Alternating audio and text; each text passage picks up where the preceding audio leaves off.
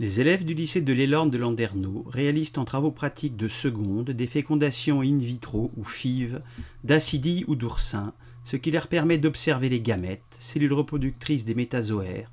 puis la fécondation et la mitose de la cellule œuf, ainsi que le début du développement embryonnaire. Dans un premier temps, ils déposent à la micropipette entre lame de Malassez et lamelles des ovocytes, gros gamètes femelles immobiles, puis les observent au microscope optique au fort grossissement. Ils déposent ensuite, entre lame de Malassez et lamelles, du sperme dilué et attendent l'arrivée des spermatozoïdes, petits gamètes mâles mobiles grâce à son flagelle locomoteur.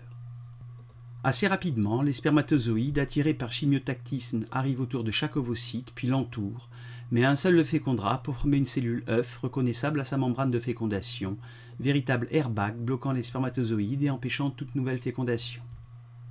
Quand un élève distrait se trompe d'Eppendorf et dépose du sperme concentré, on observe une polyspermie qui forme des embryons non viables, mais dans certains cas, on remarque une rotation de l'ovocyte entraînée par le battement des flagelles des centaines de spermatozoïdes qui l'entourent. Cette rotation, visible ici au microscope optique au fort grossissement et à vitesse réelle, illustre à l'échelle cellulaire la devise nationale belge selon laquelle l'union fait la force. En effet, l'ovocyte est une grosse cellule immobile d'environ 120 micromètres et le spermatozoïde une petite cellule mobile d'environ 3 micromètres de diamètre mais qui possède un flagelle locomoteur d'environ 60 micromètres de long.